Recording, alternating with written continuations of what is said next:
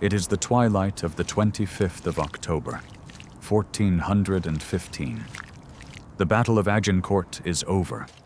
The roar of the cannons and the clash of steel have been replaced by a sound that is far more terrifying. The low, collective moan of thousands of dying men. The field is a churned quagmire of bloody mud, where the flower of French nobility lies crushed under the weight of their own armor and the bodies of their horses. Among the carnage walks an English knight, his own armor dented and stained with the grime of war. He is not looking for loot. He is looking for his brothers in arms.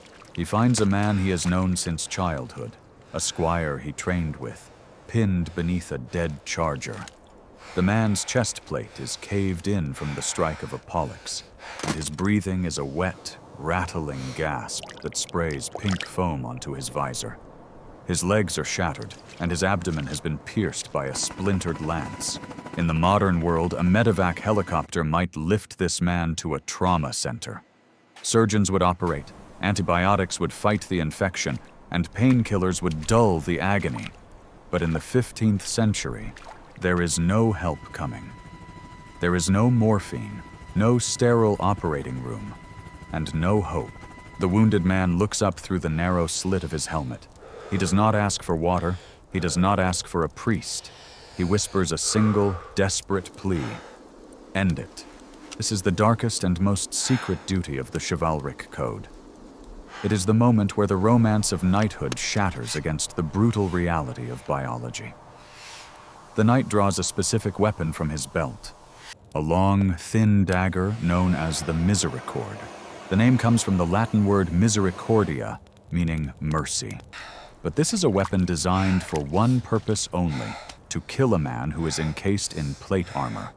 It has no cutting edge, only a needle-sharp point and a triangular cross-section, designed to punch through the gaps in steel, through the eye slit, under the armpit, or into the neck. The knight kneels in the mud. He does not offer false hope. He holds his friend's hand for a brief moment, a silent farewell in the gathering dark. Then, he positions the point of the dagger at the gap in the visor or under the chin. With a swift, heavy thrust, he drives the steel into the brainstem. The rattling breath stops instantly. The body goes limp. It is over. This is the coup de grâce, the stroke of grace. It is a murder born of love, a sin committed to prevent the greater evil of prolonged torture. To understand why this was necessary, one must understand the medical reality of the medieval battlefield. Weapons of this era were designed to inflict catastrophic damage. War hammers, maces, and pollexes did not just cut. They crushed. A strike to the torso could shatter ribs, driving bone fragments into the lungs or the heart. A sword thrust to the gut meant a slow, agonizing death from peritonitis, where the contents of the intestines leaked into the abdominal cavity. This infection would take days to kill. Days of fever, delirium, and screaming pain that no amount of wine or herbs could suppress. There was no anesthesia. Amputation was the only cure for a mangled limb. But on a muddy field, the shock and blood loss alone would likely kill the patient. For a man trapped in crushed armor, unable to move, with internal bleeding, death was inevitable. The only variable was how long it would take, and how much he would suffer. The Misericorde was the knight's answer to this hopelessness. It was a standard part of a knight's equipment, worn on the right hip. It was not a weapon for dueling. It was a tool for finishing. But the act of the coup de grâce was not just a medical decision. It was a defense against a fate worse than death.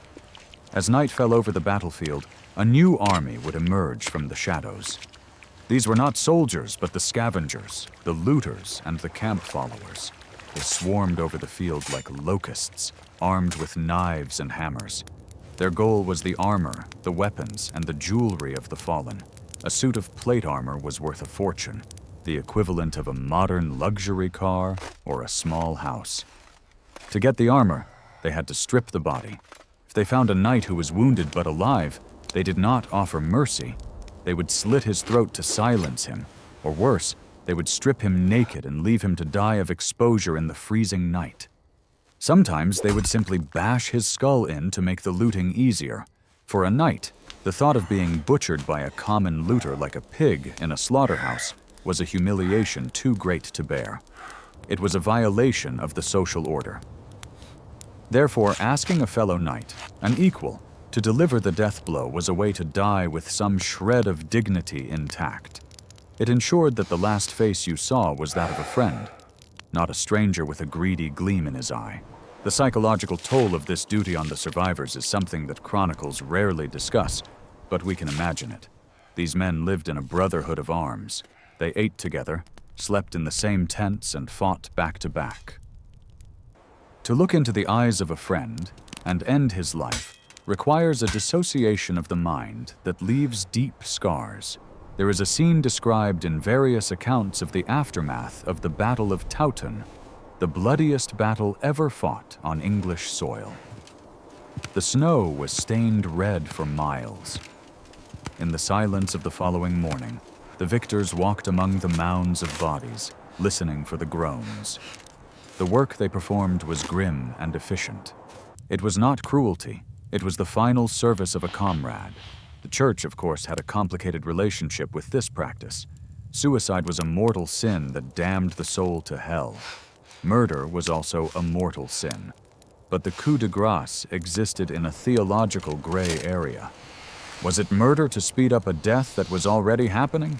In the absence of a priest, knights would often perform a makeshift version of the last rites for each other. They might take a pinch of earth and place it in the dying man's mouth, a symbol of the communion wafer and the return to dust. They would hear each other's confessions, a practice permitted in extreme peril when no clergy was present. Once the soul was shriven, the killing blow could be delivered without the fear of eternal damnation. It was a pragmatic compromise between the laws of God and the laws of war.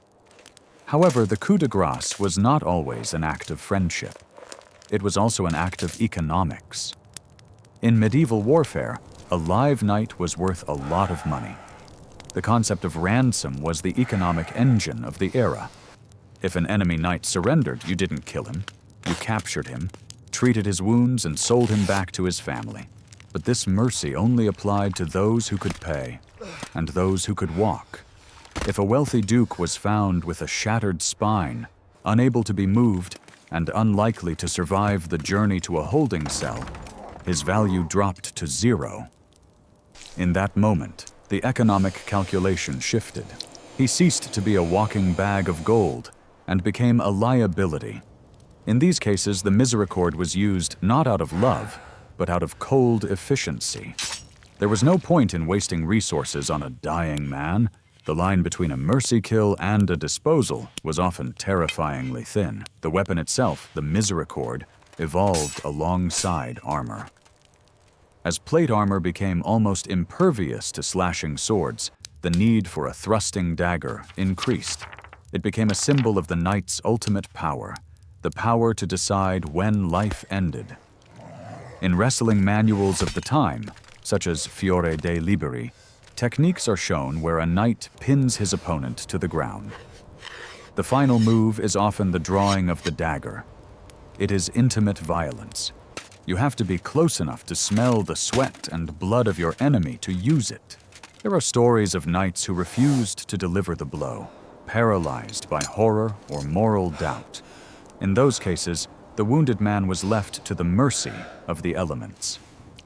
Hypothermia would set in, followed by the wolves or the crows. To walk away was often the cruelest act of all. The term biting the dust comes from this reality.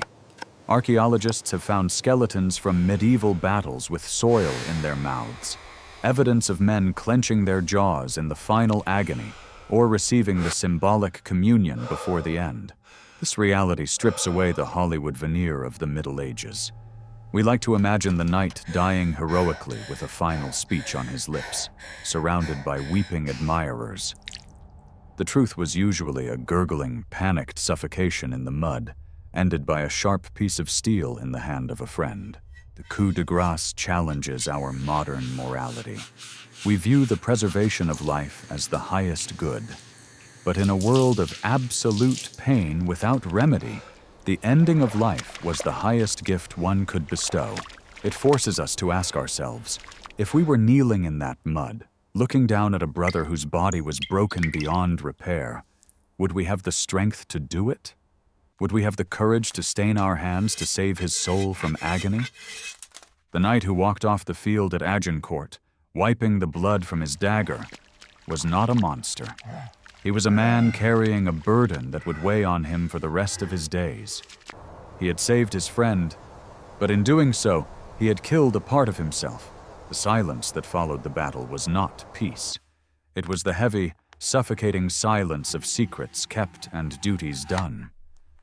The Misericorde went back into its sheath, indistinguishable from any other weapon, but the man who wore it knew the difference. His sword was for his enemies. His dagger was for his friends. And as the years passed, and the old knight sat by his fire, looking at the flames, he would remember not the glory of the charge or the cheering of the king. He would remember the look of gratitude in the eyes of the dying and the terrible, soft resistance of the steel sliding home. That was the price of chivalry, not the gold of the ransom, but the leaden weight of the mercy kill. The realization that in the hell of war, death was the only angel left.